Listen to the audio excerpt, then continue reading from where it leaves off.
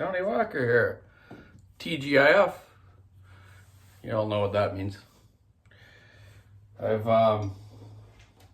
been fixing up my little room here lately. Me and Johnny, my brother. You've heard about him. He's the owner of the Walker Saw Shop. My only brother that I know of. Anyway, so I've put up some shelves in the back here, my room where I store all my old go-kart engines and saws I collect and gonna build, and you know, the one day I'll do it kind of thing, you know. My good old 2100 that fella gave me. It's just unique. Some good old Shandawas, a couple old Macs, a couple old Huskies. Gonna fix them up and put them in Johnny's man cave there on display.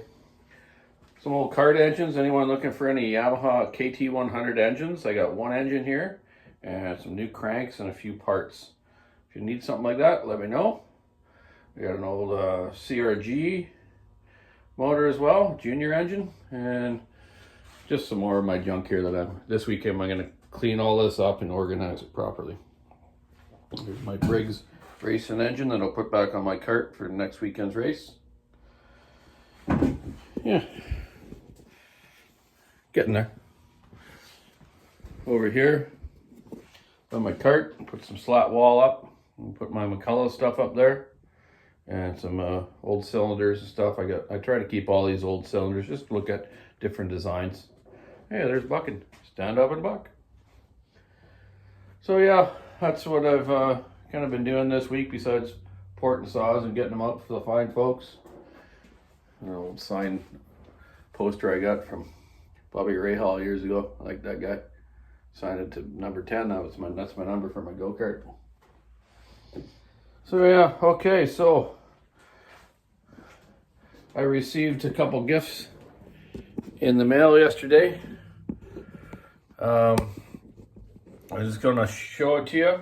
I've had one of these systems before, from Germany. It was quite expensive, and I don't know what I did with it. It's kicking around somewhere, but what it is a laser light for cutting firewood, so you can get your lengths of your firewood just right. Most people are like 14, 16 inch. I know one time I delivered some firewood. The guy's like, "Oh my God, it's all too long, man. I wanted 14 inch. I go, "Well, why didn't you tell me that?"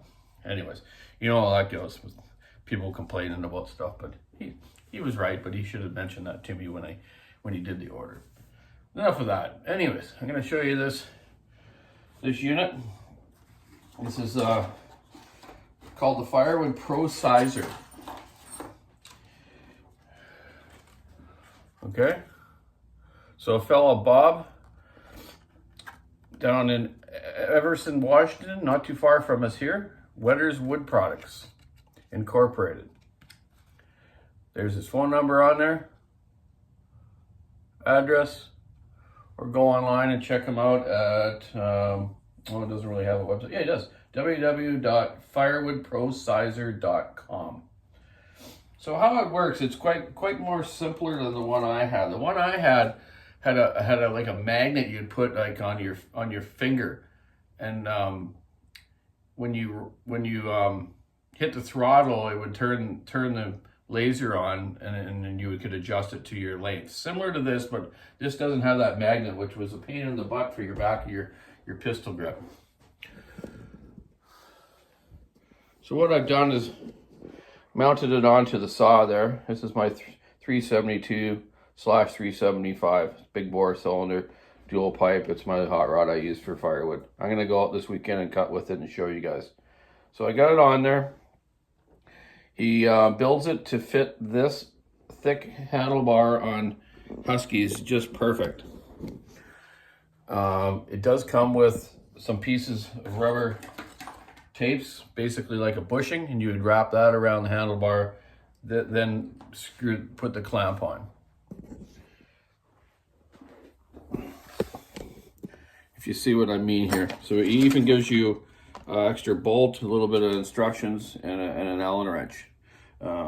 Be standard, probably 5/32, being it's made in the US.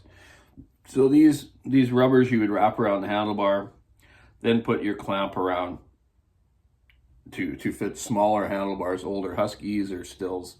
You know what I mean. Not hard to figure out. Duct tape, red, green stuff, whatever. So anyways, yeah, so I've just set this at, I'm talking Canadian now, 30 centimeters, which I know is 1 foot.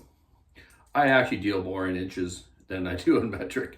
I kind of grew up in the time where Canada, originally we had, you know, all inches type measurement in English stuff. And then they switched to symmetric when I was in about grade 4 or 5. Really messed me up. Anyways, so, and I just only happen to have a metric tape in my room here, which my brother gave me crap the other day for. What the heck's that thing? I don't know how to read that. Anyway, so I set this up. I'm going to show you here. You're going to see the light over on the wall, but when I point right down to the ground, it's obviously the 1 foot mark that I did. So let's see if you guys can pick up on this. So, see it over there on the wall? Can you see it? Sort of? Down on the ground here. Bring it down. So it's on right now. See that red dot? Okay. So right there, it's going to be 12 inches. You know, obviously I move it up, it's shining up over there. It looks like it's about 4 feet, 5 feet, but you see that dot there? So yeah, I'll give it a whirl. And I think that's a pretty handy thing versus some people like from Echo, you can buy like this, you know, like a rod, and it bolts on your bar studs and it sticks out and you can cut it to your length and you know what size it is. I've seen people make sticks like that and attach them to their saws before. But this is just a cool unit, eh? Comes with a USB charger wire as well. I don't know how many hours it's good for, but see that light?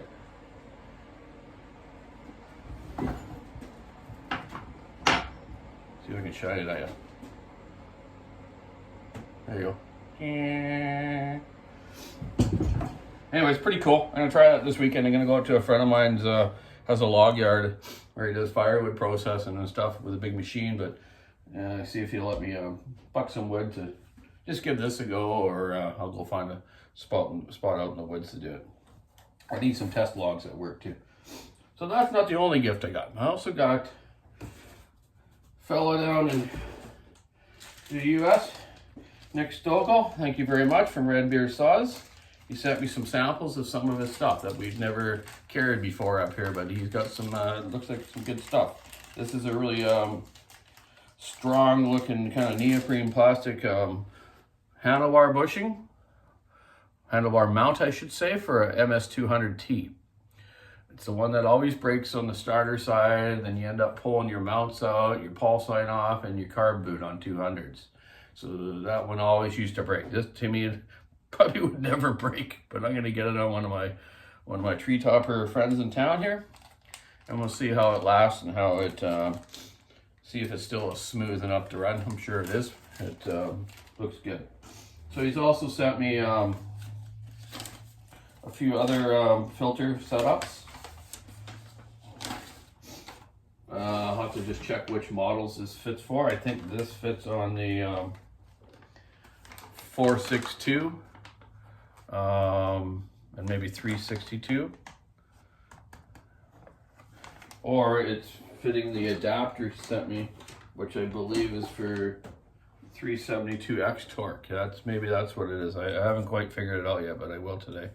So this is a filter adapter, sort of like the OEM Husky one, but obviously different. Doesn't have that partition in there for the fresh air and gas kind of thing where people will carve out as they're modifying. I know, but you can if you want. And it looks like this filter fits right on there. So that's a nice setup. I'll give that a whirl too. I'll get that out onto a test saw and just see how it stands up, and make sure I go get some good air filter oil, some Bellaray or whatever I can find at the local motorcycle shop. So yeah, thanks very much, Nick, for sending me that stuff, and I'll give it a go. I'm really interested in the in the setup for the 500s though. I was going to get hold of the other fellow there. I forget what they're called, Maxlow or something. Or maybe Nick's working on it. I'm going to talk to him first. See if he's got something kicking around for the 500s.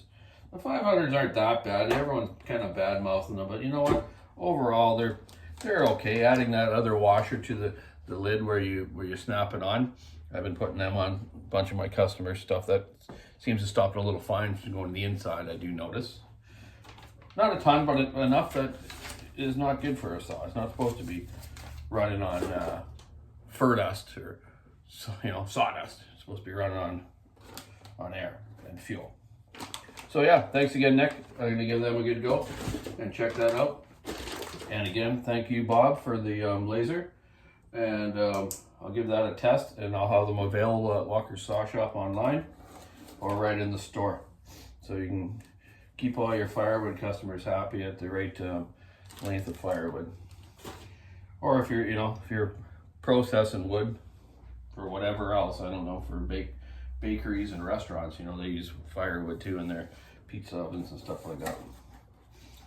So yeah, did a couple nice builds yesterday for that Mike Clark fella in North Carolina. I got a 362 here that I'm gonna do a tear down and build and show his kids how it all works and what I do to them.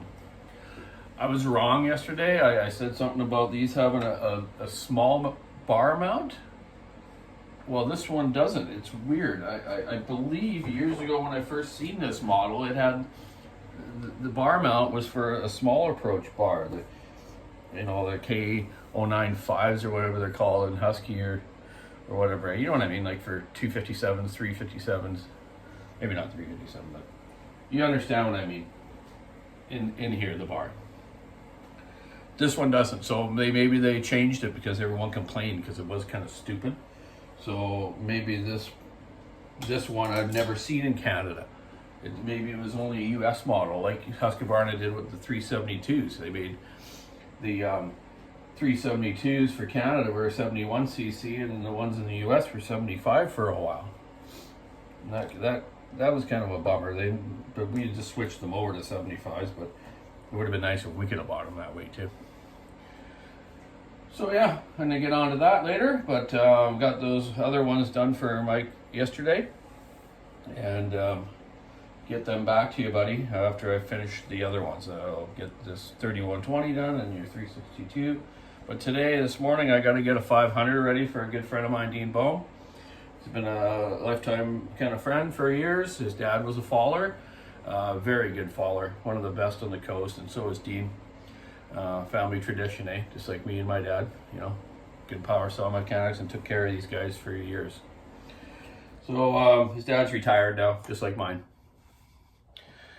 So yeah, I got to get this 500 done for him. He needs to get back to camp, and I got told him today I'd have it done about 1 o'clock. So I'm gonna get porting this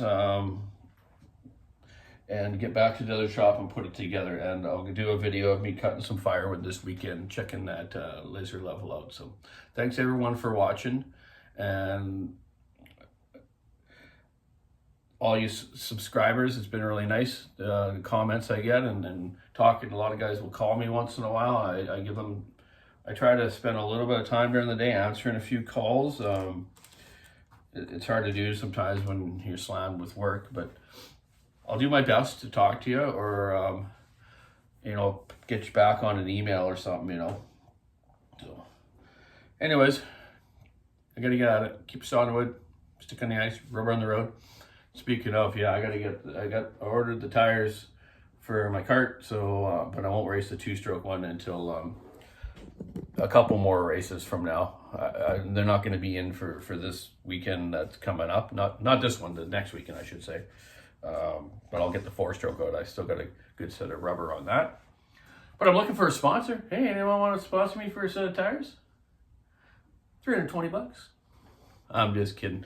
I'll hit up Johnny at Walker Saw Shop, and get some new stickers made to put on this cart. I got the Walker Saw Shop logos on my other cart. Now I got to get him to get me some stickers, and I'll put all over this one, so that I can put another trophy in our showroom at our shop. it's about time for a new shop tour of the shop. We kind of changed things around there with the climbing equipment and some Honda stuff. So maybe maybe tomorrow, maybe in the morning, I'll maybe go do that before I go cut some wood. Okay, anyways, that's enough of me rambling. TGIF, everyone. Have a safe day. Keep your saw on the wood. Bye.